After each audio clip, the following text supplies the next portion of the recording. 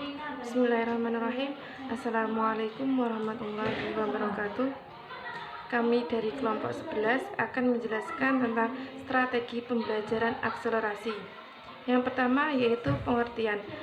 Pengertian accelerated learning atau pembelajaran akselerasi adalah suatu pembelajaran yang dapat digunakan untuk meningkatkan suatu kemampuan peserta didik agar peserta didik lebih cepat untuk memahami apa yang disampaikan oleh guru dan memudahkan guru dalam proses pembelajaran.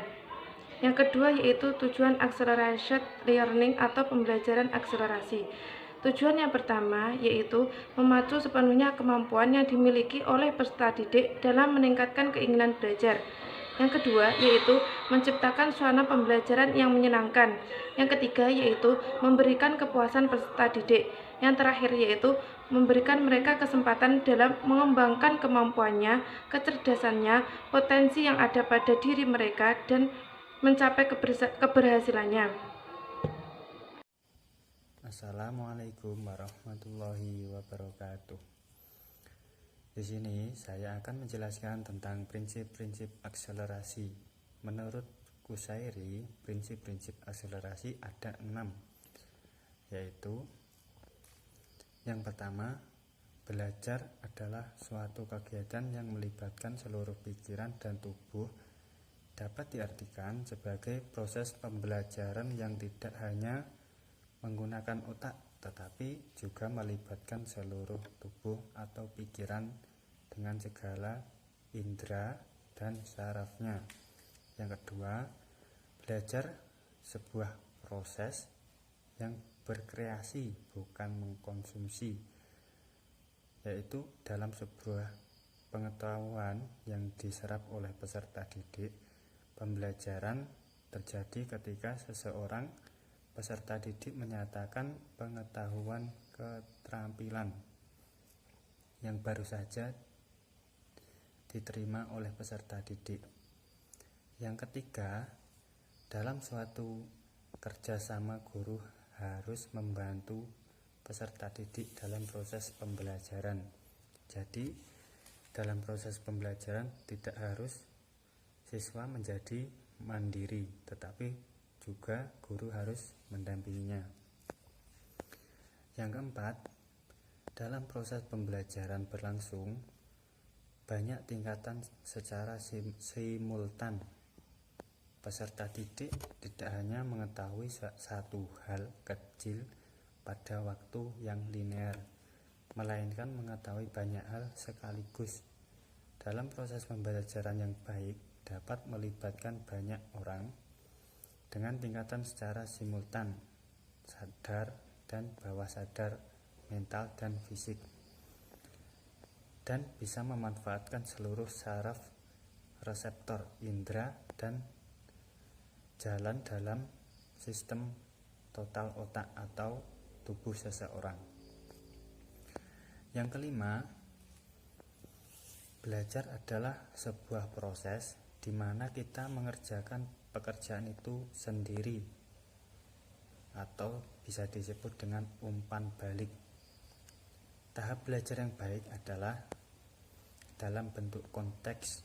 Hal ini dapat dipelajari secara terpisah, tetapi akan menyulitkan daya ingat dan dapat mudah menguap apabila kita tidak rajin mempelajarinya. Jadi di sini yang prinsip yang kelima,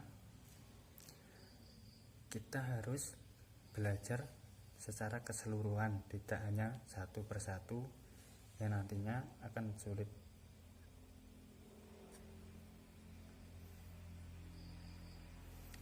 Yang keenam, yang dinamakan otak citra adalah menyerap informasi secara langsung dan otomatis. Jadi intinya di 6 prinsip tersebut harus saling berkaitan. Jika tidak berkaitan, maka pembelajaran tidak akan berjalan secara maksimal. Terima kasih. Sekian penjelasan dari saya tentang prinsip-prinsip akselerasi. Terima kasih. Assalamualaikum warahmatullahi wabarakatuh.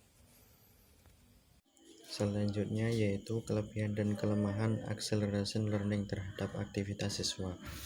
Yang pertama, kelebihannya yaitu peserta didik bisa menciptakan suasana belajar yang tidak menjenuhkan dan dalam proses pembelajarannya sangat menyenangkan. Yang kedua, belajar bukan hanya menggunakan otak saja, melainkan seluruh pikiran peserta didik digunakan dalam belajar. Belajar dapat menumbuhkan rasa sosialisasi yang tinggi di antara peserta didik dan pendidik. Peserta didik menjadi lebih aktif dalam belajar, jadi dengan kelebihannya seperti itu. Sedangkan dengan kekurangannya atau kelemahannya acceleration learning yaitu waktu belajar digunakan terkadang tidak maksimal dan biaya yang digunakan lebih banyak terbuang. Pada intinya, acceleration learning menggunakan suasana pembelajaran untuk menjadi suasana yang menyenangkan dan komunikatif. Sebagai seorang pendidik, hanyalah sebagai fasilitator sehingga siswa dapat bertindak secara aktif dan terarah. Acceleration learning menekankan kepada peserta didik untuk menggali potensi pada diri peserta didik itu sendiri dan membiarkan peserta didik belajar dengan gaya belajar mereka agar timbul rasa nyaman dan kebebasan dalam mengeksplor dirinya sendiri sehingga potensi dalam dirinya akan keluar dengan sendirinya tanpa ada paksaan. Acceleration learning menciptakan lingkungan belajar yang positif, tidak membosankan, memberikan peluang yang besar bagi peserta didik dalam berkreasi dan menuangkan segala ide-ide kreatif dan menyenangkan bagi peserta didik. Dalam proses pembelajaran, peserta didik menggunakan gaya belajarnya untuk meningkatkan kemampuan belajar peserta didik sehingga peserta didik dapat belajar dengan cepat.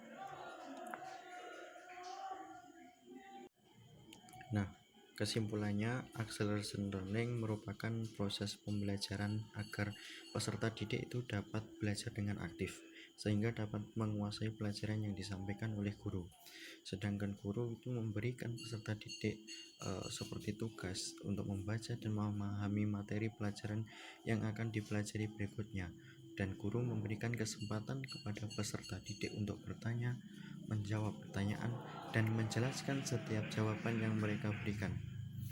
Acceleration learning merupakan cara belajar secara ilmiah yang diyakini dan mampu menghasilkan suatu ciri yang cenderung bersifat mengasuh, mementingkan aktivitas emosional, fisik, serta lebih mengutamakan hasil belajar peserta didik. Baiklah, mungkin cukup sekian presentasi dari kami. Banyak salah kami mohon maaf yang sebesar-besarnya. Akhiran, wassalamualaikum warahmatullahi wabarakatuh.